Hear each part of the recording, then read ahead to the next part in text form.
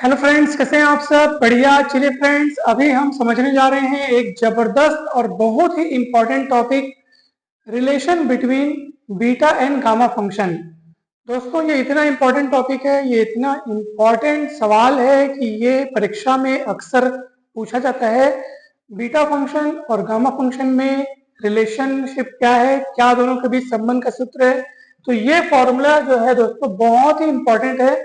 Beta m n is equals to gamma m into gamma n upon gamma m plus n, जहां m और n दोनों ही क्या है, पॉजिटिव है। तो दोस्तों, ये फॉर्मूला जो है, ठीक है, ये अभी हम सिद्ध करेंगे। ठीक है, यहाँ पर हमने बहुत ही सरल भाषा में प्रूफ को यहाँ पे लिख रखा है ताकि समझाते समय की बचत हो, और एक एक स्टेप को बहुत ही बढ़िया तरीके से बारीकी से समझाया जाएगा। एक एक स्टेप कैसे आया, ये पूरा का पूरा अभी हम समझेंगे। दोस्तों, इसको इस तरह से लिखा गया है, भले ही आपको ये इंग्लिश में लिखा दिख रहा होगा, परंतु आप चिंता ना करें। आप चाहे हिंदी मीडियम से हो, चाहे आप इंग्लिश मीडियम से हो, आपको ये पूरा का पूरा टॉपिक बहुत बढ़िया तरीके से समझ में आएगा। एक एक स्टेप समझ में आएगा। भले आपको लग रहा होगा कि कितना कठिन दिख रहा है ये, परंतु ऐसा नहीं है, ये बहुत ही सरल है। ठीक है, इसलिए आप इस वीडियो को शुरू से लेकर आखिरी तक जरूर देखिएगा और आपको निश्चित रूप से ये पूरा टॉपिक बहुत बढ़िया तरीके से समझ में आ जाएगा। दोस्तों, इसके पहले के टॉपिक्स के वीडियोस के लिंक आपको डिस्क्रिप्शन बॉक्स में मिल जाएंगे। लेक्चर क्रमांक वाइज सभी वीडियोस दिए हुए हैं।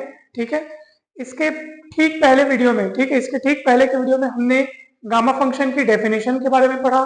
डेफिनेशन के साथ साथ हमने प्रॉपर्टीज को देखा, और उसके पहले हमने बीटा फंक्शन की प्रॉपर्टीज के बारे में, बीटा फंक्शन की डेफिनेशन और उसके बाद बीटा फंक्शन की प्रॉपर्टीज को समझा। तो आपने यदि उन सभी वीडियोस को अगर आपने नहीं देखा है तो जरूर जाइए, इसी वीडियो के डिस्क्रिप्शन बॉक्स में आपको उन सभी वीडियोस के लिंक मिल जाएंगे।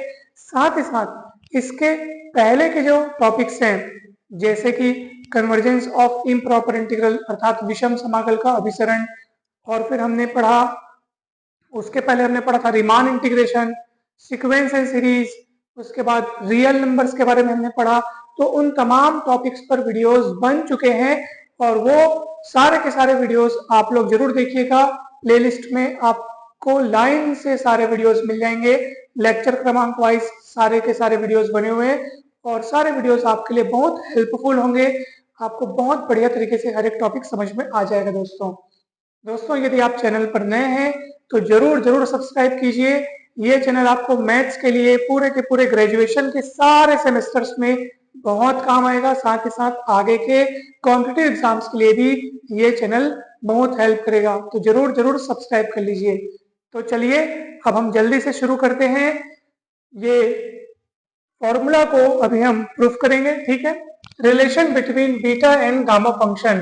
तो ये फॉर्मूला देखिए आप, यही दोनों के बीच रिलेशन का फॉर्मूला है कि भाई बीटा फंक्शन और गामा फंक्शन में क्या रिलेशन है। तो beta m n is equals to gamma m into gamma n upon gamma m plus n, जहां एम और एन दोनों ही क्या है, धनात्मक संख्या है, पॉजिटिव नंबर्स हैं। ठीक है, तो चलिए अब जल्दी से हम इसका प्रूफ शुरू करते हैं।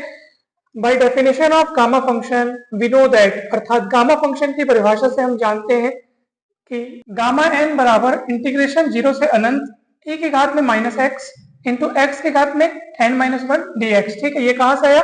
गामा फंक्शन की डेफिनेशन से आया। इस इंटीग्रल के द्वारा ही हम लोग गामा फंक्शन को डिफाइन करते हैं। अब मान लेते हैं x बराबर ए वाई, दोनों ओर x के सापेक्ष अवकलन करेंगे तो हमको ये मिलेगा। ठीक है, x का x के सापेक्ष अवकलन करेंगे तो 1 मिलेगा, है ना भाई। डिफरेंशिएट कर रहे हैं हम लोग विद रिस्पेक्ट टू x, तो x का x के रिस्पेक्ट में डिफरेंशिएशन 1 हो जाएगा। यहाँ पे a फिक्स है, कांस्टेंट है, तो a रहेगा, और y जो है उसका x के सापेक्ष अवकलन करेंगे तो dy बटे dx, dx को इधर ला लिए तो dx बराबर a dy। अब देखिए, आप सभी को पता होगा, जब भी हम सीमाओं वाले समाकलन में, जैसे यहाँ पे सीमाएं हैं जीरो से अनंत, है ना भाई, लिमिट वाला इंटीग्रेशन है, ऐसी स्थिति में जब भी हम कुछ मानते हैं, है ना भाई, जैसे एक वेरिएबल को दूसरे वेरिएबल से रिप्लेस करने के लिए जब भी कुछ मानते हैं, तो ऐसी स्थिति में हमें सीमाओं को भी क्या करना होता है, बदलना होता है। जैसे ये जो सीमाएं हैं 0 से अनंत, ये x के लिए है। अब हमें नई सीमाएं, नई लिमिट्स पता करनी होगी, जो कि किन के लिए रहेंगी, y के लिए रहेंगी। तो जब x बराबर 0, ठीक है, जब x बराबर 0 यहाँ पे आप रखोगे तो y की वैल्यू मिलेगी 0, ठीक है, यहाँ पे आपको रखना है। तो x की वैल्यू 0 रखोगे, ठीक है, a को नीचे लाओगे तो 0/a यानी 0, तो यानी y की वैल्यू 0 मिलेगी। और अब अपर लिमिट क्या है, अनंत। तो जैसे जैसे x अनंत की ओर बढ़ेगा वैसे वैसे y भी किसकी ओर बढ़ेगा, अनंत की ओर बढ़ेगा। यहाँ से x की वैल्यू जैसे जैसे इंफिनिटी की ओर टेंड करेगी वैसे वैसे y की वैल्यू भी इंफिनिटी की ओर टेंड करेगी। तो इसका अर्थ है कि x की लिमिट्स के लिए हमको y की लिमिट्स मिल चुकी हैं, ठीक है। x इक्वल 0 के लिए y इक्वल 0 हमको रखना है, और जब x टेंड्स टू इंफिनिटी तो y टेंड्स टू इंफिनिटी, तो यहाँ पे इंफिनिटी की जगह पे इंफिनिटी आएगा, क्योंकि जैसा नेचर x का है कि जैसे भाई x अनंत की ओर बढ़ रहा है तो y भी अनंत की ओर बढ़ रहा है, तो यहाँ पे अनंत आएगा, ठीक है। हमको ये देखना है कि x के बिहेवियर के हिसाब से y किस प्रकार चेंज हो रहा है, ठीक है। तो यहाँ पे आप देख सकते हैं कि x इक्वल 0 में y इक्वल 0 मिल रहा है, तो यहाँ पे अपने को y की लिमिट भी जो है वो 0 मिली है, लोअर लिमिट, और y की अपर लिमिट अपने को क्या मिली है, अनंत मिली है, तो उसको अपन लिख दिए। तो ये जो लिमिटें हो गई ना, ये y के लिए हो गई, ठीक है, ये y के लिए लिमिट्स है। चलिए अब देखिए क्या क्या आपने यहाँ पे चेंजेस किया है। e की घात माइनस x है, x के स्थान पर आपने a y माना है, तो x के स्थान पर a y रख देंगे, ये x है, फिर से उसके स्थान पर a y, घात में n-1 है तो n-1, और dx, तो dx की जगह रखेंगे a dy, तो ये a dy हो गया। अब ध्यान से सुनिएगा, ये लिखा है a y पूरे की घात में n-1, मतलब a की घात में n-1 और y की घात में n-1, तो वो जो a की घात में n-1 है और बाजू में फिर a लिखा है तो a की घात में यहाँ पे 1 है, तो a की घात में n-1 और 1 घात मिलकर के देख लो कितना हो गया, गुणे में है तो घातें जुड़ेंगी, तो a की घात में n-1 प्लस 1, तो प्लस 1 माइनस 1 कट करके a की घात n बचेगा, और a की घात n को हम लोग समाकलन चिन्ह के बाहर ले लेते हैं, क्योंकि वो तो एक कांस्टेंट राशि है, ठीक है, तो उसको अपन बाहर ले लिए, y पर निर्भर नहीं है इसलिए उसको अपन बाहर ले लिए, तो ये a की घात n हो गया बाहर। अब देखो अंदर क्या क्या बचा, e की घात माइनस ए वाई, ठीक है, और y की घात में n-1 यहाँ पे बचा हुआ है, ठीक, और dy बचा है। तो ये आपको क्लियर हो गया होगा किस तरीके से आया है, ठीक है। चलिए अब हम क्या करते हैं, देखो ये पूरा का पूरा इंटीग्रेशन किसके टर्म्स में या कौन से वेरिएबल के रूप में, ये y यहाँ पे दिख रहा है, देखो y y y, तो हम लोग क्या करते हैं इसको x के टर्म्स में लिखते हैं। तो 0 से अनंत का समाकलन e की घात माइनस ax, x की घात n-1 इंटू dx। अब आप कहेंगे सर ये कैसे हो गया, तो आपने पढ़ा होगा निश्चित समाकल के प्रगुण में, अर्थात प्रॉपर्टीज ऑफ डिफाइनाइट इंटीग्रल में आपने पढ़ा होगा कि भैया जब इंटीग्रेशन की लिमिट्स में कोई भी चेंजेस न किया जाए, देखो लिमिट वही है ए टू बी, तब एक वेरिएबल को दूसरे वेरिएबल से रिप्लेस करके इंटीग्रेशन के रूप को बदला जा सकता है। यानी जैसे ये एफ वाई डी वाई लिखा है ना, तो आप y के बदले में कोई दूसरा वेरिएबल जैसे x या t या u या v जो आपका मन करे वो आप चेंज करके लिख सकते हो, ठीक है। तो समाकलन की सीमाएं यदि वही रहे तो हम एक वेरिएबल को दूसरे वेरिएबल से रिप्लेस कर सकते हैं, तो हमने y को रिप्लेस करके x के रूप में इसको लिखा है, ठीक है। अब हम a के स्थान पर y रख रहे हैं, ठीक है, तो पुटिंग a इक्वल y, तो जहां पे a दिख रहा है ना वहां पे आप y रख दीजिए, तो इस तरीके से आपको ये मिल गया। बहुत ही सरल स्टेप है दोस्तों, बिल्कुल भी इसमें घबराने वाली बात नहीं है। तो यहाँ से यहाँ तक का आपको समझ में आ गया होगा, ठीक है, यहाँ से यहाँ तक का आपको समझ में आ गया होगा। अब ये वाला हिस्सा देखो ध्यान से, भले आपको दिख रहा होगा कि सर कितना कॉम्प्लिकेटेड दिख रहा है, परंतु ये ऐसा नहीं है, बहुत ही इजी स्टेप्स है। आप ध्यान से देखिए, अच्छे से समझिए, आपको पूरा पूरा समझ में आ जाएगा, बहुत विस्तार से लिखा हुआ है, ठीक है। अब देखो क्या लिखा है, multiplying both sides by e की घात माइनस वाई इंटू वाई की घात में m-1, ये दोनों साइड अपन मल्टीप्लाई कर रहे हैं। अब आप कहेंगे सर वो तो ठीक है, मल्टीप्लाई कर रहे हैं वहां तक ठीक है, परंतु क्यों मल्टीप्लाई कर रहे हैं, तो दोस्तों इसलिए मल्टीप्लाई कर रहे हैं क्योंकि देखो जो हमें सिद्ध करना है वहां पे गामा n तो है ही, साथ में कौन है, गामा m भी तो है। अब हमारे पास सिर्फ गामा n हमारे पास है, हमारे पास गामा m नहीं है, तो गामा m लाने की तैयारी चल रही है ऐसा समझो, तो इसलिए हमने दोनों और इसका मल्टीप्लाई किया, ठीक है। तो ये देखो इधर मल्टीप्लाई हो गया, इधर मल्टीप्लाई हो गया, देखो बहुत इजी है। देखो भाई ये गामा n पहले से यहाँ पे था, ठीक है, हमने दोनों और इसका मल्टीप्लीकेशन करने का यहाँ पे लिखा हुआ है, तो ये मल्टीप्लाई हो गया इस तरफ और ये मल्टीप्लाई हो गया इस तरफ, और इधर पहले से जो चीजें थी वो तो 10 की 10 है, कुछ भी चेंजेस नहीं हुआ है। ये देखो ये y की घात n है यहाँ पे और ये इंटीग्रेशन यहाँ पे है, हमने तो इसका मल्टीप्लाई किया, ठीक है। उसके बाद हम क्या कर रहे हैं, now integrating both sides with respect to y, between limits 0 to infinity we have, यानी कि अब दोनों ओर हम क्या कर रहे हैं, समाकलन कर रहे हैं, किसके सापेक्ष, y के सापेक्ष। और कौन सी सीमाओं के अंतर्गत, 0 से अनंत तक की सीमाओं के अंतर्गत हम दोनों ओर y के सापेक्ष समाकलन कर रहे हैं। तो चलिए करते हैं। तो देखिए गामा n कांस्टेंट राशि है, तो वो बाहर रखा हुआ है, और ये चीज यहाँ पे रखी हुई है, क्योंकि इसी का तो समाकलन किया जाना है 0 से अनंत तक के सीमाओं में। ठीक है, 0 से अनंत की सीमाओं में समाकलन किया जाना है y के सापेक्ष। तो इस तरह से हो गया। अब वहां देखो क्या हो रहा है, देखो ये पूरा का पूरा ये देखो लिखा हुआ है, ठीक है, और मुझे समाकलन करना है y के सापेक्ष। देखो पहले से वो समाकलन है ना भाई, वो समाकलन जो है वो x के सापेक्ष है, ठीक है, और हम एक समाकलन अभी और कर रहे हैं जो y के सापेक्ष हो रहा है। तो ये समाकलन और उधर पीछे dy लिखा है, ठीक है, और बाकी ये पूरा का पूरा जो है वो पिछली लाइन एज इट इज हमने लिखा है, कहीं कुछ कठिनाई नहीं है, बहुत ही सरल है। देखो ये पूरा का पूरा एज इट इज लिखा हुआ है कि नहीं, आप खुद चेक कर लो। बहुत ही सरल भाषा में लिखा गया दोस्तों, आपको बहुत आसानी से समझ में आ जाएगा। और आप एक बार बस अगर आप प्रैक्टिस करेंगे ना, तो आपसे ये आसानी से बन जाएगा। और समझ तो आ ही रहा है, लेकिन आप प्रैक्टिस करेंगे तो ये आपको याद भी हो जाएगा, इसके स्टेप्स आपको पता चल जाएंगे कि हमको क्या क्या करना है करके, ठीक है। तो चलिए, तो फिर आपको ये जो है ये पूरा का पूरा लिखा हुआ है, और हम y के सापेक्ष समाकलन कर रहे हैं, तो ये इस तरीके से y के सापेक्ष समाकलन हो गया। ये देखो ये समाकलन y वाला है, और पीछे आपको dy भी दिख रहा है, देख रहे हैं, तो dy भी आपको दिख रहा है, और ये समाकलन का चिन्ह भी आपको दिख रहा है, dy भी आपको दिख रहा है, और बीच में जो चीजें लिखी है वो तो पिछली लाइन से आई है, कहीं पर भी कोई दिक्कत नहीं है। तो चलिए अब हम आगे बढ़ते हैं, और देखो ये पूरा का पूरा क्या बन गया, गौर से देखो ये गामा m बन गया।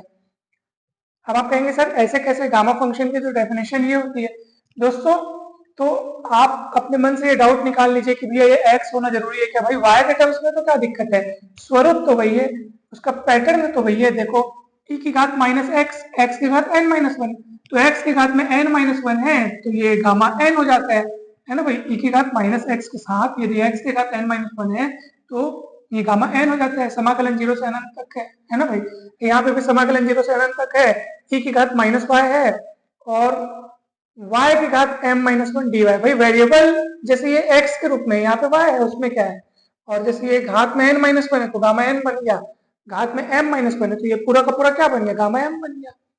तो वेरिएबल भले दूसरा हो कोई दिक्कत नहीं है, लेकिन स्वरूप उसका पैटर्न वैसा ही आप देख लो, ठीक है। और ये n के स्थान पर यहाँ m नजर आ रहा है, इसलिए ये पूरा का पूरा गामा m बन गया। और हमने आपसे पहले ही कहा था कि गामा m लाने की ही तैयारी चल रही है, इसलिए हमने e की घात माइनस वाई इंटू वाई की घात m माइनस वन का दोनों ओर गुणा किया था, ताकि हम आगे चल करके उसको गामा m लिख सकें, ठीक है। इंटीग्रेट करने के बाद वो पूरा का पूरा गामा m बन गया, है ना भाई। चलिए अब देखते हैं कि इधर क्या हो रहा है। देखो ध्यान से देखिएगा, बहुत ही सरल पैटर्न है, बहुत ही सरल स्टेप्स है। देखो ये जो समाकलन है, ये जो समाकलन आपको दिख रहा है वो किसके सापेक्ष वाला है, x के सापेक्ष वाला है। तो इसलिए हम ये y वाली चीजों को इस समाकलन चिन्ह के अंदर ले जा सकते हैं, उसमें कोई दिक्कत नहीं है। तो जब अपन ले जाएंगे तो देखो कहाँ क्या क्या चीजें आएंगी। देखो e की घात में माइनस वाई एक्स है, e की घात में माइनस वाई एक्स, और बाहर e की घात माइनस वाई लिखा है। तो जब ये अंदर जाएगा ना, तो अब देखो गुणा है, तो e और e सेम है ना भाई, आधार समान है तो घातें जुड़ेंगी। तो ये घातें जुड़ करके कितनी होंगी, देखो रफ कार्य आप देखो, e की घात अंदर में पहले से कितना है बताओ भैया, e की घात माइनस वाई एक्स पहले से, और ये और जा रहा है उधर, e की घात माइनस वाई इंटू e की घात माइनस वाई एक्स, तो कॉमन निकलेगा e की घात, देखो ना, तो ये इस तरीके से ये पहले जुड़ेगा, आधार समान है, ये दोनों टर्म्स आपस में गुणे में है, आधार समान है यानी कि बेस इसका कॉमन है, तो ये घातें इसके जो पावर्स है वो क्या हो जाती है, जुड़ जाती है। तो इस तरह से जुड़ जाएंगे, और माइनस वाई कॉमन निकलेगा, ठीक है, तो उधर बचेगा वन, इधर बचेगा एक्स, तो e की घात में minus y into one plus x, तो वही बचा है, आप देख लो, और x की घात n माइनस वन है, वो x की घात n माइनस वन, साफ साफ आपको पता चल रहा है। अच्छा अब y के पावर्स को देख लो, इधर y की घात m माइनस वन लिखा है और बाजू में y की घात n है, तो आधार समान है, घातें जुड़ जाएंगी, तो m माइनस वन और n जुड़ करके टोटल हो जाएगा m plus n minus one. अब देखो ये लाइन तैयार हो गया, और दूर से ऐसा दिख रहा था कि एकदम कठिन है, लेकिन कितना सरल है, कुछ भी तो नहीं हुआ है, बस ये चीजें अंदर गई हैं, और फिर सामान्य नियम से आधार समान होने के कारण जो घातें हैं वो जुड़ गई हैं, ई वाला तो उसका घात जुड़ गया, वाई वाला तो उसका घात जुड़ गया। कितना सरल स्टेप है बताओ, बहुत इजी है। चलिए अब देखिए, दोस्तों यहाँ पर हम क्या कर रहे हैं, यहाँ पे समाकलन का क्रम बदल रहे हैं। देखो ये आपको अंदर वाला समाकलन जो है ना भैया, ब्रैकेट के अंदर वाला जो है वो ये वाला इंटीग्रेशन एक्स के रिस्पेक्ट में दिख रहा है और बाहर वाला वाई के रिस्पेक्ट में दिख रहा है। हम इसको बदल रहे हैं, अदला बदली कर रहे हैं। हम क्या कर रहे हैं, अब एक्स के रिस्पेक्ट वाला बाहर कर दिए गए, देखो ये एक्स के रिस्पेक्ट वाला हो गया और अंदर वाई के रिस्पेक्ट वाला हो गया। ठीक है, तो ये चेंजेस कर रहे हैं। अब आप बिल्कुल नहीं घबराइएगा, बहुत आसान सा काम करना है। देखो सीधी सी बात है कि अब हम y वाले समाकलन को हम लोग अंदर लिख रहे हैं ना, तो y वाली जो चीजें हैं, भाई सीधी सी बात है, y के रिस्पेक्ट वाला इंटीग्रेशन है तो इसमें y वाली चीजें रहनी चाहिए, है ना भाई। x वाली चीज को आप बिंदास बाहर निकाल सकते हो। तो ध्यान से देखो, अब ये y के रिस्पेक्ट वाला इंटीग्रेशन है तो इस पूरे में जहां जहां y वाली चीजें दिख रही है वो यहीं रुकेंगी, x वाली को आप बिंदास बाहर निकाल सकते हो। तो देखो यहाँ पे देखो, अब आप बोलोगे यहाँ x दिख रहा है सर, उसको बाहर निकालो, तो हम कहेंगे नहीं भाई वहां y भी दिख रहा है ना, इसलिए वो रुकेगा वहां पे, क्योंकि y के सापेक्ष समाकलन होता है तो y वाली चीज को वहां रोकना होगा। ठीक है, तो ये देखो ये वहीं का वहीं रुका हुआ है, y की घात m प्लस n माइनस 1 ये भी यहीं रुका हुआ है। ठीक है, और हमने y वाला समाकलन को अंदर ले लिया, x वाला समाकलन को हमने बाहर लिया है, और ये x की घात n माइनस 1 को आप बाहर निकाल सकते हो, कोई दिक्कत नहीं है, क्योंकि x वाला समाकलन तो बाहर वाला है ना भाई, और ये वाला समाकलन y वाला है, तो y वाले समाकलन से आप x वाले चीज को बाहर निकाल सकते हो। ऐसी x वाली चीज जिसमें y ना हो, तो ये पूर्ण रूप से x वाली चीज जिसमें y नहीं दिख रहा है, इसको अपन बाहर लिए। तो बहुत इजी स्टेप है, इसको पकड़ के बाहर निकाल दिए, बाकी चीजें अंदर रुक गई है और समाकलन का क्रम यहाँ पे चेंज हो गया है। अब y वाला अंदर हो गया और x वाला बाहर हो गया। ठीक है, तो ये आपको अच्छे से समझ में आ गया होगा, बहुत इजी स्टेप्स है। अब देखिए यहाँ पे हम लोग कुछ मान रहे हैं, क्या मान रहे हैं, 1 प्लस एक्स इंटू वाई को z मान लिया। ठीक है, ये देखो e की घात को देखना है। अब आप बोलोगे ऐसा क्यों किया सर, क्योंकि देखो गामा फंक्शन के डेफिनेशन में e की घात में माइनस कोई वेरिएबल, कोई सिंगल वेरिएबल होता है, बहुत सारी चीजें मिक्स अप नहीं होती है। देखो आप जैसे e की घात माइनस एक्स, एक्स की घात n माइनस 1 dx, ये समाकलन को गामा n बोले, है ना। वैसे यहाँ पे देखो आप e की घात माइनस वाई है, मतलब e की घात में माइनस कोई वेरिएबल, कोई सिंगल वेरिएबल, और यहाँ देखो ना e की घात में माइनस इतना सारा चीज लिखा हुआ है, तो भैया ये भी e की घात में माइनस के बाद कोई सिंगल वेरिएबल होना चाहिए। तो इसी कारण से मैं इस पूरे को y इंटू 1 प्लस एक्स को क्या मान रहा हूँ, मैं z मान रहा हूँ। तो ये क्या हो जाएगा, e की घात माइनस z आगे चल करके आपको दिखेगा। परंतु समाकलन करते समय हम जब भी कुछ मानते हैं तो तुरंत वहां पे क्या करते हैं दोस्तों, हम तुरंत वहां पे क्या करते हैं, अवकलन करते हैं। तो देखो यहाँ पे y is equal to z upon 1 plus x हो जाएगा, जेड अपॉन 1 प्लस एक्स इस तरीके से हो जाएगा ये, और दोनों ओर आप डिफरेंशिएट कर दीजिए, अर्थात अवकलन कर दीजिए। तो दोनों ओर जब आप अवकलन करेंगे तो आपको मिलेगा dy बराबर D Z upon x plus 1। ठीक है, तो इस तरीके से आपने यहाँ पे ये कार्य किया है, बहुत ही सिंपल सा प्रोसेस है, बहुत ही सिंपल स्टेप है। अब देखिए क्या क्या चेंजेस आएगा। अच्छा एक और बात, तो यह फिर से आपने कुछ माना है तो समाकलन की सीमाएं फिर से चेंजेस होगी। तो ये जो अब ध्यान से देखिएगा दोस्तों, यहाँ पर ना आपका ध्यान देखो, हमने y वाली चीज को z वाले के रूप में माना हुआ है, तो अपने को ध्यान देना है y वाले समाकलन में, यानी कि इस समाकलन में आपको ध्यान देना है, इसमें ध्यान नहीं देना है, क्योंकि ये वाला समाकलन x वाला है। आप देखिए गौर से, सबसे बाहर जो समाकलन का चिन्ह लगा है, सबसे पीछे आप क्या दिख रहा है, आपको dx दिख रहा है, यानी कि ये x वाला समाकलन है, ये y वाला है। तो y की पुरानी लिमिट बोलेंगे इसमें, मतलब क्योंकि नया वेरिएबल अब z वहां पे प्रवेश कर रहा है, अब z के रूप में चीजें दिखेंगी, तो ये जो लिमिट है पुरानी वो y की लिमिट है। तो y का मान जब शून्य रखोगे, यहाँ 0 रखोगे, ठीक है, ये y की लिमिट है ना, आपको यहाँ रखते जाना है और उसके करस्पॉन्डिंग आपको z की लिमिट पता करते जाना है। तो जब y बराबर 0 रखोगे तो z 0 इंटू इतना यानी 0, यानी y बराबर 0 पर z बराबर 0 मिलेगा। और जब y टेंड्स टू इन्फिनिटी, तो भैया जब y टेंड्स टू इन्फिनिटी होगा तो इन्फिनिटी इतना यानी, है ना भाई, इन्फिनिटी इंटू इतना यानी इन्फिनिटी, यानी कि जब y टेंड्स टू इन्फिनिटी तो z टेंड्स टू इन्फिनिटी। तो इस तरीके से हमको ये z की लिमिट मिल गई 0 से अनंत। अब देखो क्या क्या चेंजेस हो रहा है, देखो y के स्थान पर आप क्या रखोगे, y के स्थान पर आप रखने जा रहे हो z upon 1 plus x, z upon 1 plus x. तो ये y के स्थान पर जब आप z अपॉन 1 प्लस एक्स रखोगे तो देखो इस तरीके से दिखेगा, देखो ये y के जगह में z अपॉन 1 प्लस एक्स, और घात में कितना है m प्लस n माइनस 1, ये m प्लस n माइनस 1 है। फिर बगल में कौन है, e की घात माइनस इतना, और y इंटू 1 प्लस एक्स को आपने माने z, तो वो e की घात में माइनस z हो गया। ठीक है, देखो कितना सरल है। और dy, तो dy के जगह पे आप क्या लिखोगे, dz अपॉन एक्स प्लस 1, तो dz अपॉन एक्स प्लस 1। ठीक है, अब तो कुछ नहीं है, तो 3 लाइन में प्रूफ हो गया। तो मेन क्या यहीं पे आपको ध्यान देना है, और बहुत ही इजी स्टेप है, कुछ ज्यादा इसमें कठिनाई नहीं है दोस्तों, बहुत ही सरल सा कार्य किया है यहाँ पे, और बिल्कुल आसानी से बन जाएगा। हर एक चीज का कारण क्लियर करते हुए समझाने का प्रयास किया गया, इसलिए आपको कहीं पर भी कोई भी दिक्कत नहीं होनी चाहिए। ये x के घात n-1 बाहर क्यों आ गया? सीधी सी बात है, ये समाकलन किसके सापेक्ष वाले? y के सापेक्ष वाले, तो x बिल्कुल स्वतंत्र रूप से बाहर आ सकते हैं, कोई दिक्कत नहीं है, ठीक है। तो हर एक चीज का कारण आपके पास क्लियर होगा ना, आपको कभी भी कंफ्यूजन नहीं होगा। चलिए अब देखिए ध्यान से, यहाँ पे गौर कीजिए, x के घात n-1 वो अपनी जगह बैठा है। अच्छा, 1 प्लस एक्स के घात में m प्लस n-1 उसको मैं बाहर कर दिया, बिंदास बाहर कर सकते हैं, क्योंकि ये समाकलन dz लिखा है, इसका मतलब क्या है, ये जो समाकलन है वो z के सापेक्ष वाला है, तो मैं x वाली चीज को बिंदास बाहर कर सकता हूँ, ठीक है। तो ये बाहर कर दिया, कहीं कोई प्रॉब्लम नहीं है। अब अंदर क्या क्या बचा है वो देखो, अंदर क्या क्या बच गया, 0 से अनंत वाला समाकलन है यहाँ पे, z की घात में m प्लस n-1 है, z की घात में m प्लस n-1, e की घात में माइनस जेड dz, देखो ये चीज बची है, और dx। गौर से देखो, अब ये देखो, ये पूरा का पूरा आखिर ये इसी पैटर्न में नजर आ रहा है, देख लो, बस फर्क कितना है सर, ये x के रूप में लिखा है, ये z के रूप में लिखा है, ठीक है। अब देखो, जैसे यहाँ पे e की घात माइनस एक्स के साथ x की घात n-1 है, x की घात में n-1 है, तो आप गामा n कहते हो। यहाँ पे z की घात कितना -1 दिख रहा है, m प्लस n-1 दिख रहा है, m प्लस n-1, तो वास्तव में ये पूरा का पूरा क्या बन जाएगा, गामा m प्लस n बन जाएगा।